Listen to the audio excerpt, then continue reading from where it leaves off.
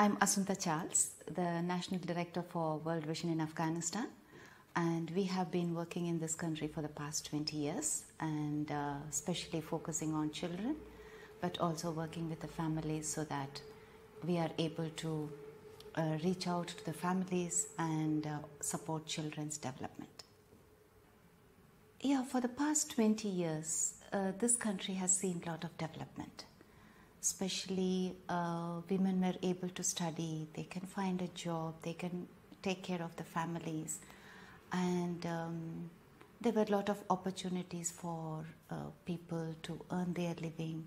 So you could see a lot of progress made in the past 20 years.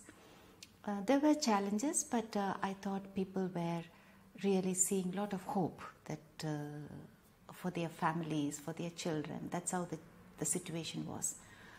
But with August 15th, a lot of things changed in the country, especially with the economic collapse.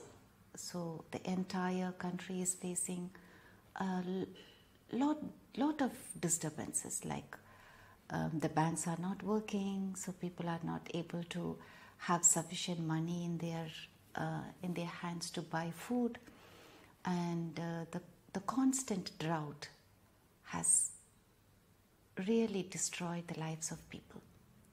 It's only 5% of the population has sufficient to eat, so 95% of the people have to skip 1 meal or 2 meals a day.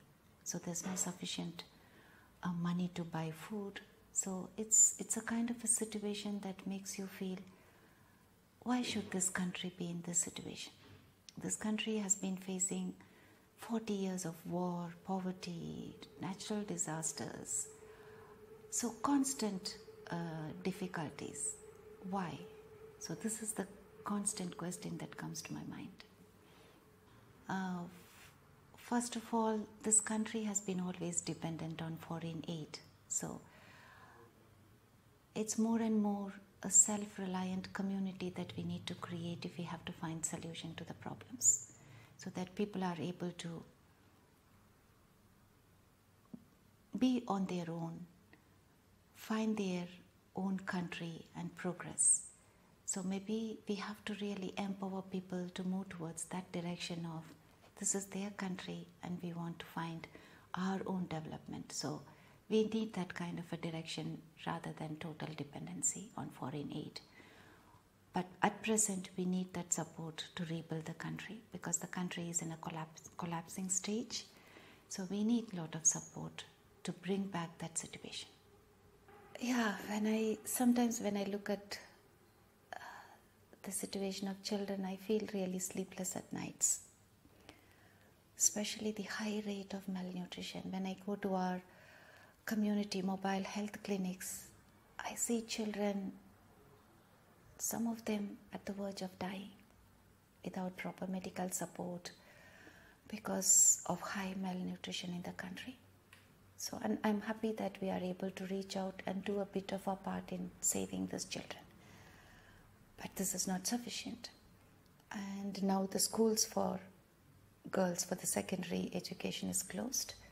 That's another worrisome factor. What's going to be happening to the future of these children? Because I have seen a lot of potential in Afghan children.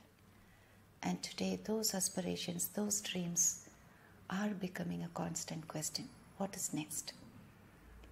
And child labor is increasing constantly because of poverty. Parents are just wanting their children to find some job so that they can have some food. Yeah, we are having a lot of humanitarian interventions which are very, very crucial for this country at this point of time, because more than half the population is needing humanitarian assistance. But what I feel is we should think beyond. We should really think of developing this country, helping people to be self-reliant, producing their own food, and reducing that kind of a dependency on foreign aid. So that these people need to, at one point of time, this Afghanistan has to become a self-reliant nation. That's what I aspire. And for this, we need to really invest in people.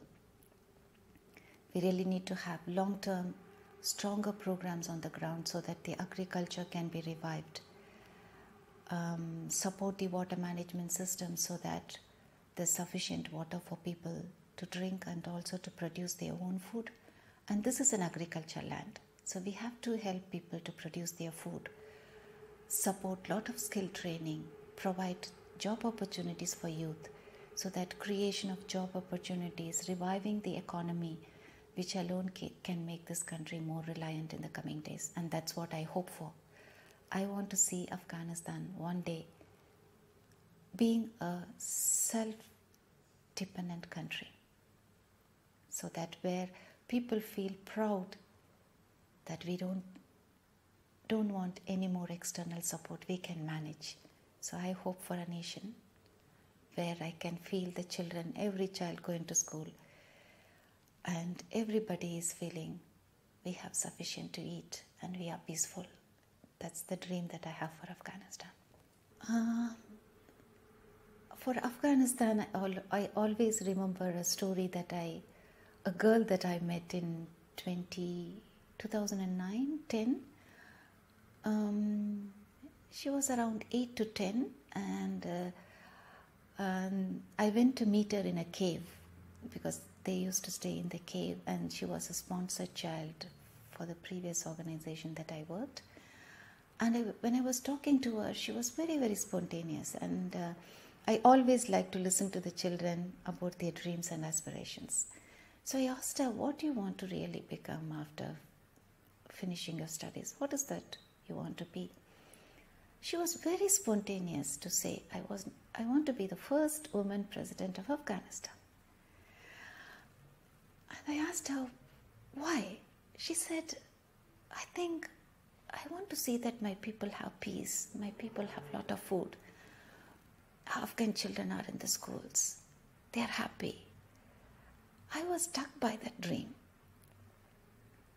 And often I go back to Afghanistan, and this is the third time I'm in Afghanistan.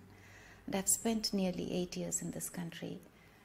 And that is the dream, that is the aspiration, keeps me motivating, encourages me to see at least one day, can that dream be a realization? Can I see a woman sitting as a president of Afghanistan?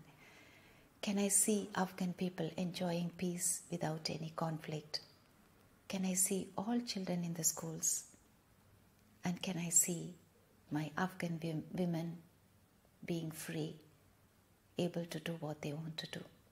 So that's really an inspiration. I don't know where that girl is, but she has been a real motivation for me to come back to this country and to work in this country, and even to remain during the most challenging times of August 15th and afterwards. Yeah, certain incidences give you a lot of hope, and I think somewhere she has become my inspiration to stay in this country. For me, one thing is very clear. Conflicts are not going to end. It's going to increase in countries. Like few years ago we were talking about Syria, and after that we were talking about Afghanistan, and now we are talking about Ukraine. It's only the topics get changed, but people have not seen any changes in their lives. And especially Afghanistan, it's a complex environment. And so it's not the right moment for us to leave Afghanistan to suffer alone. We need to stand by those people. We need to stand by those millions of children who are malnourished, who are at the verge of dying. We need to stand by women who are still fighting for their freedom, for their movement. And still we need to fight for girl children who are getting married at the early age, getting sold. So there's a huge need on the ground.